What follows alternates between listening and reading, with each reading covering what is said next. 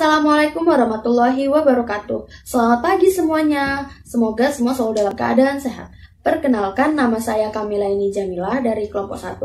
Di sini kami akan mempresentasikan hasil diskusi kami tentang Customer Relationship Management atau manajemen hubungan pelanggan.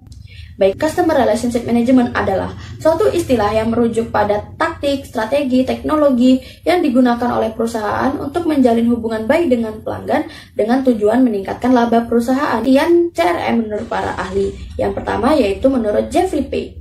Jeffrey Pay mengatakan bahwa manajemen hubungan pelanggan adalah suatu reaksi vendor terhadap pelanggan. Yaitu menurut David Alexander dan Turner yang mengatakan bahwa manajemen hubungan pelanggan adalah suatu perusahaan memerlukan adanya pelanggan, karena jika tidak, organisasi atau perusahaan tersebut tidak akan bertahan lama. Yang ketiga yaitu menurut Kotler, manajemen hubungan pelanggan adalah suatu proses untuk mendukung perusahaan dalam menyediakan kebutuhan pelanggan. Yang selanjutnya kita masuk ke tujuan dan manfaat CRM. CRM menurut Kolakota dan Robinson memiliki 4 tujuan.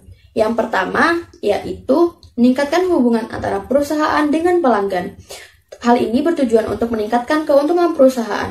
Jika kita sudah mengetahui apa yang dibutuhkan oleh pelanggan, maka kita dapat menyediakan. Yang kedua yaitu menyediakan informasi yang lengkap dari pelanggan. Nah, jika kita sudah mendapatkan informasi yang lengkap, kita bisa mendapatkannya lewat apa aja, melalui call center, web, sosial media, dan lainnya. Sehingga jika kita mendapatkan informasinya secara lengkap, maka kita dapat melayaninya dengan maksimal dan pelanggan tidak akan merasa kecewa. Tujuan yang ketiga yaitu mendapatkan informasi yang terintegrasi. Nah, ini masih ada kaitannya sama penjelasan yang kedua tadi, di mana jika kita mendapatkan informasi dari pelanggan, kita harus mendapatkan informasi yang akurat dan tidak sembarangan agar dapat memuaskan apa yang dibutuhkan oleh pelanggan. Yang keempat, menghasilkan konsistensi prosedur dalam memberikan jawaban kepada pelanggan. Jika saluran komunikasi semakin melibatkan banyak pihak, maka akan mempermudah proses produksi, pemasaran, penjualan, sehingga dapat menjadikan hasil yang lebih maksimal. Yang selanjutnya kita membahas manfaat CRM dalam bisnis. Di sini ada 5. Yang pertama yaitu mendorong loyalitas pelanggan. Jika kita mampu menyediakan apa yang mereka butuhkan dengan pelayanan yang maksimal, harga yang wajar, dan lain-lain, mereka akan loyal kepada perusahaan kita. Yang kedua yaitu mengurangi waktu dan biaya.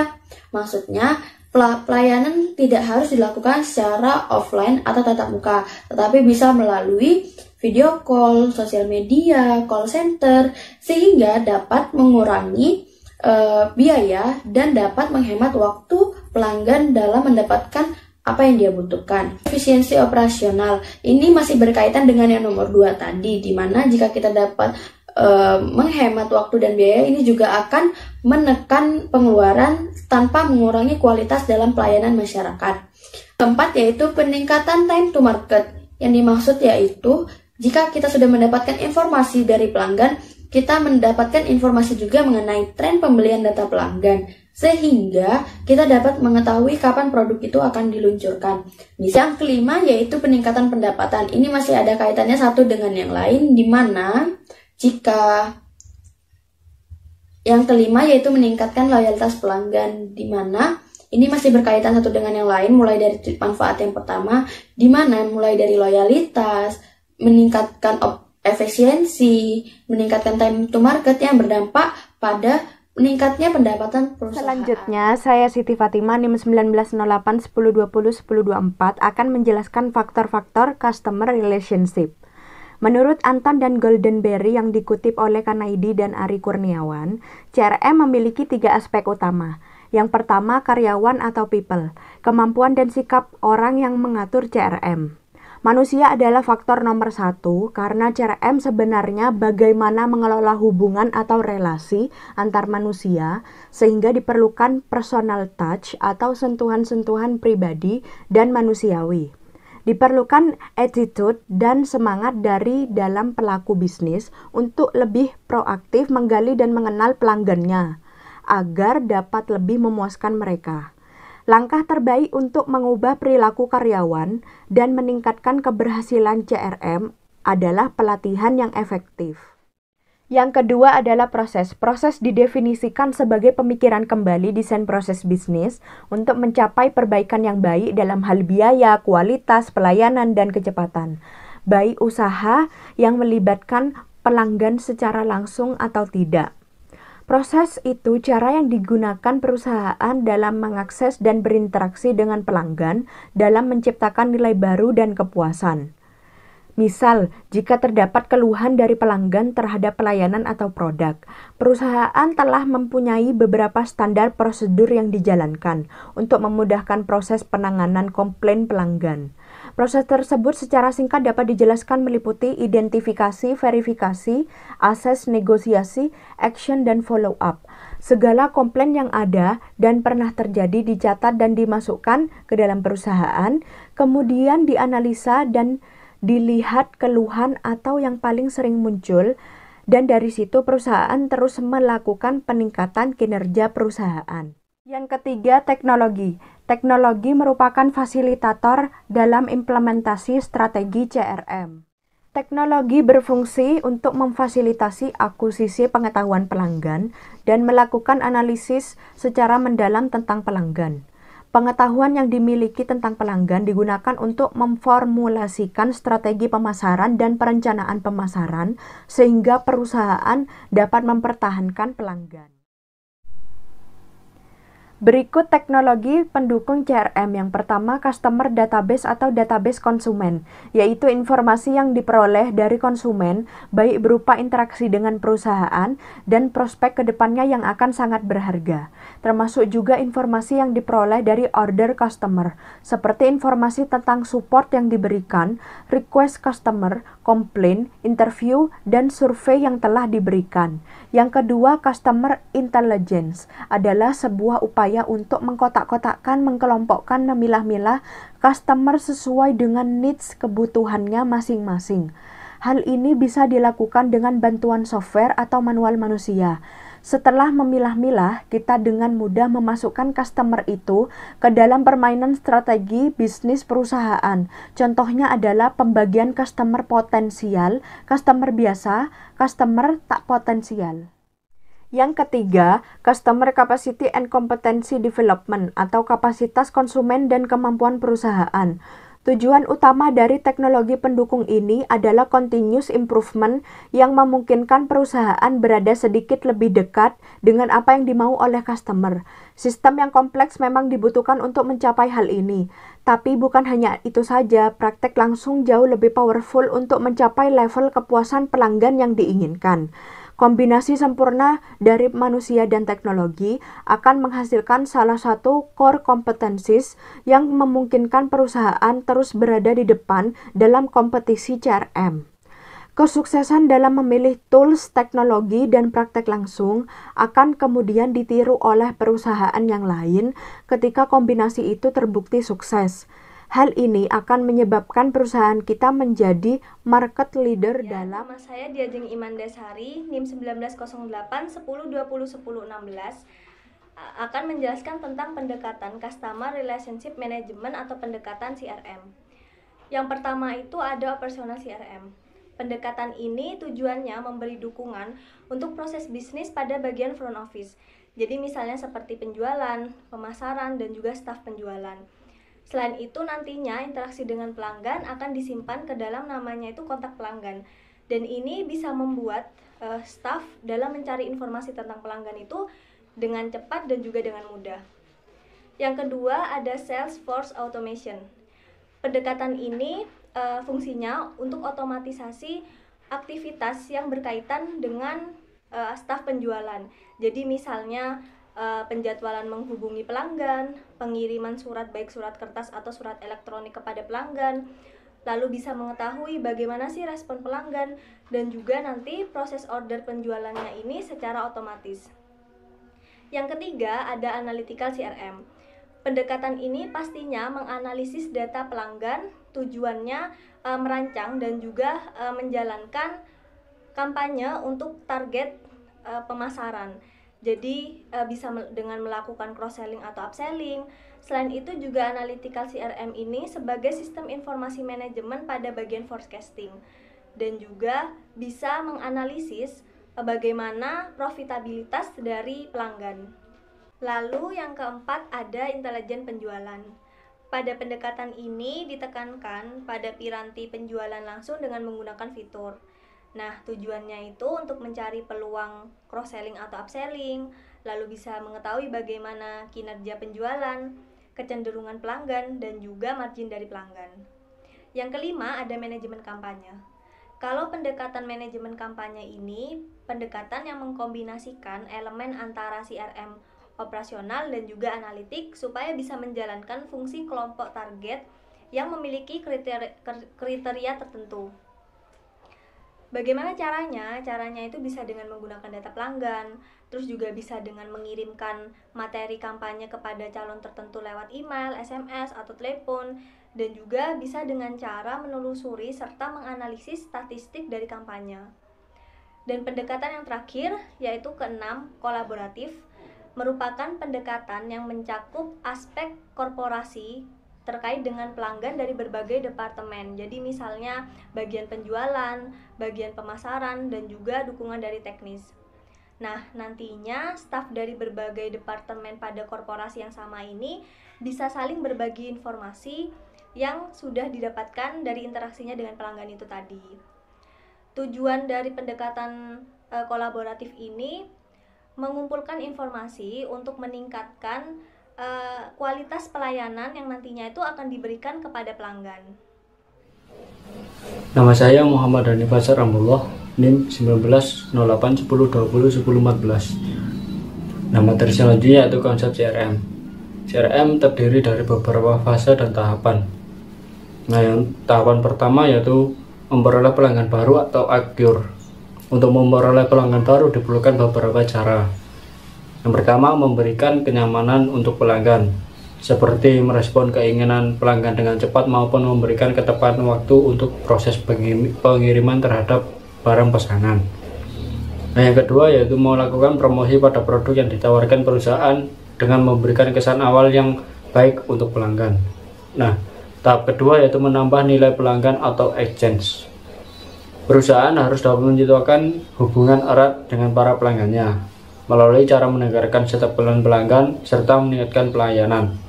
Meningkatkan hubungan pada pelanggan bisa ditingkatkan melalui yang pertama, upselling, yaitu menawarkan produk yang sama namun memiliki kualitas lebih baik. Yang kedua, cross-selling, yaitu strategi penjualan dengan menawarkan produk pelengkap terhadap barang yang sudah dimiliki pelanggan. Yang ketiga, mempertahankan pelanggan atau retain. Nah, bisa didirikan yaitu pertama, memberikan pelayanan serta aplikasi pendukung yang bermanfaat. Dengan begitu, hubungan para pelanggan pun dapat terjaga dengan baik. Pelanggan pun juga akan percaya terhadap perusahaan karena pelayanan yang baik. Nah, yang kedua, menyediakan waktu untuk mendengarkan setiap kebutuhan pelanggan, seperti melayani ketidakpuasan pelanggan akan produk yang ditawarkan oleh perusahaan. Nah, yang selanjutnya yaitu komponen dalam CRM. CRM juga memiliki beberapa komponen, yaitu yang pertama, pelanggan. Semua pihak yang akan pernah dan sedang menggunakan jasa yang diberikan oleh perusahaan, baik dalam proses melihat, melakukan pembelian maupun maintenance.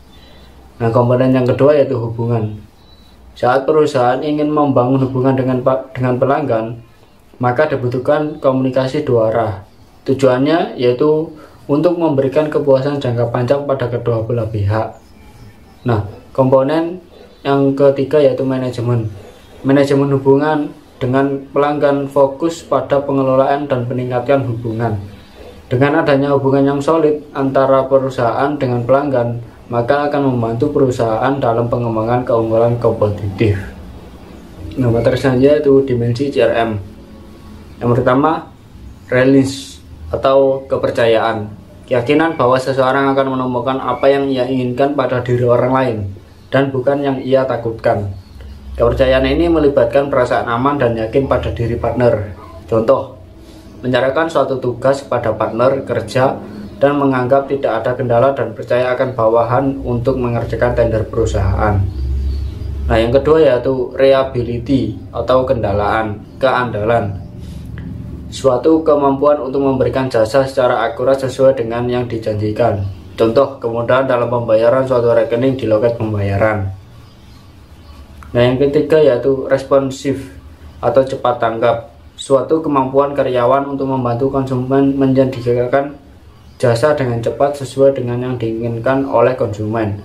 Contoh, kecepatan dan ketanggapan karyawan dalam suatu proses pembayaran. Nah, yang keempat yaitu two-way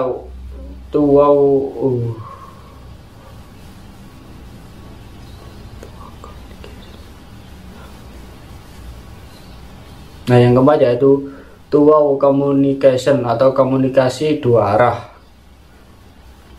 Salah satu hubungan yang baik merupakan suatu komunikasi dua arah, memberikan respon apa yang dialami.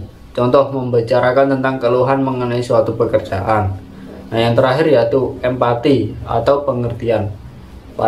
Para karyawan harus memberikan perhatian secara individual kepada konsumen dan mengerti kebutuhan konsumen.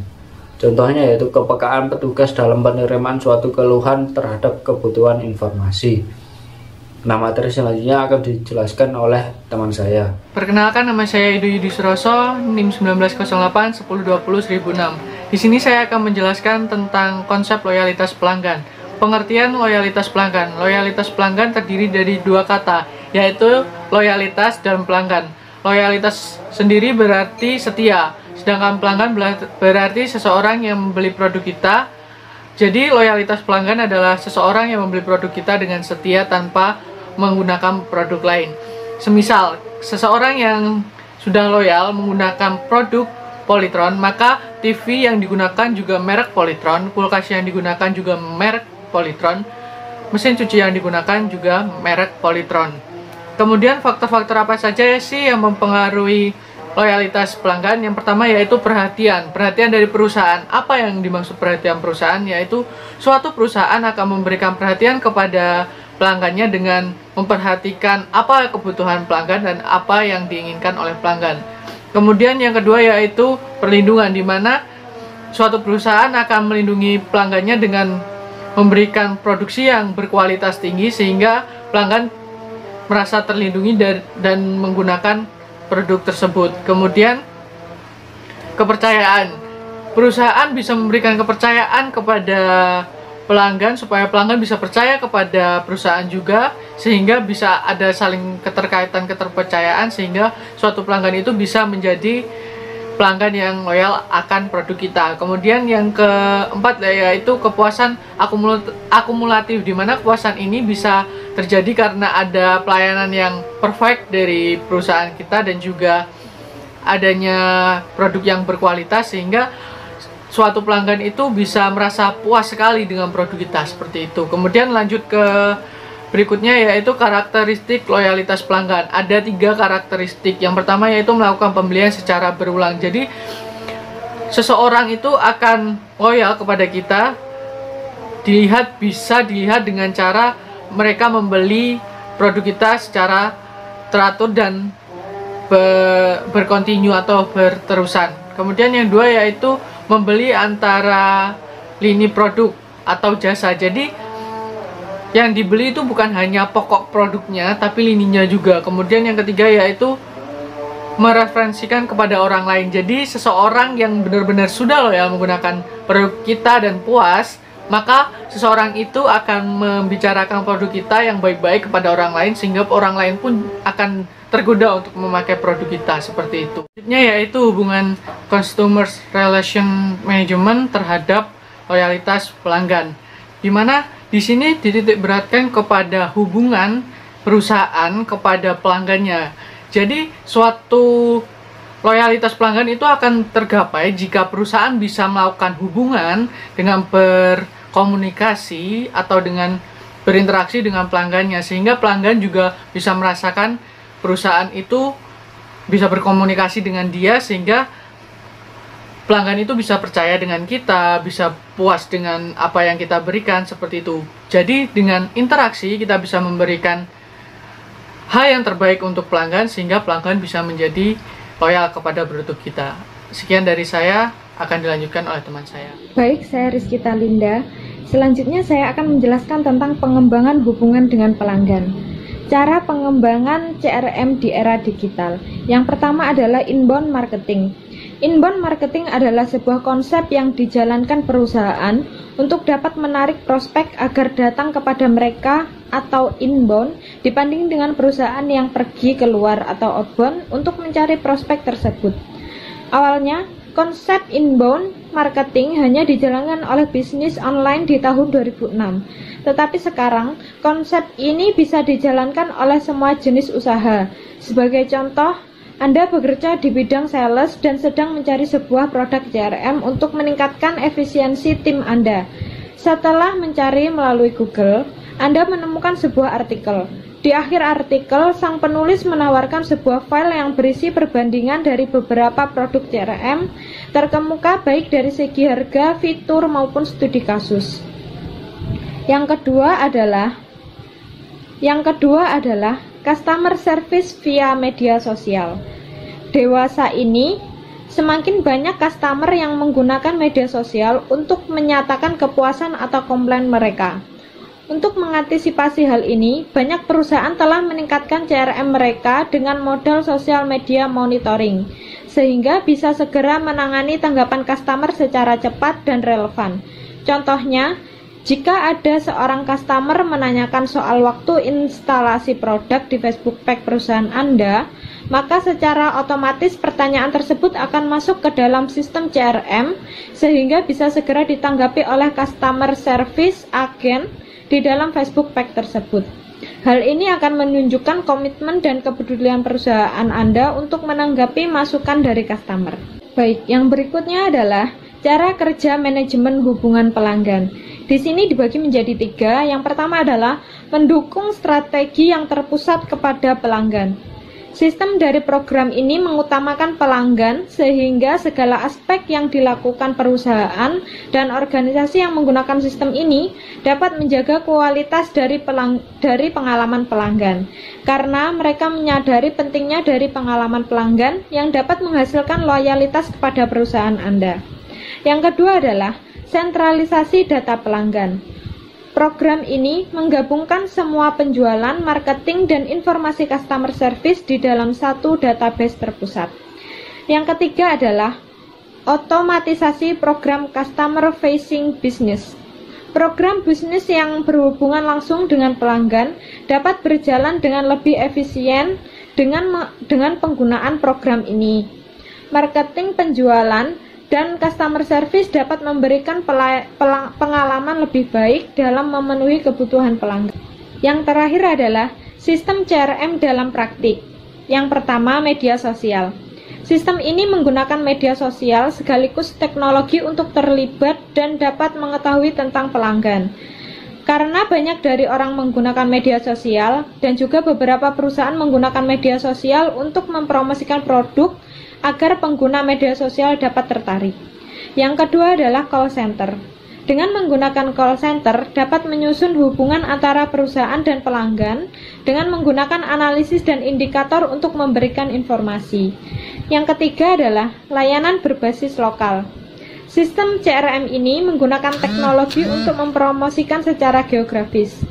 CRM berguna untuk jaringan manajemen untuk membantu perusahaan dalam meningkatkan penjualan di berbagai lokasi atau hanya berdasarkan lokasi yang telah ditentukan oleh perusahaan. Yang keempat adalah sistem CRM untuk transaksi bisnis ke bisnis. Fungsi dari sistem ini menghubungkan semua kontak, proses dan penawaran antara pelanggan. Sistem ini dapat membantu perusahaan untuk menciptakan hubungan yang baik dan lama dengan pelanggannya. Yang kelima adalah kontak center otomatisasi. Perangkat lunak yang dapat mengintegrasi dengan alat detektor untuk menangani pertanyaan pelanggan dan permintaan. Oleh karena itu, dapat menghemat waktu untuk karyawan perusahaan. Baik, sekian presentasi dari kelompok kami. Wassalamualaikum warahmatullahi wabarakatuh.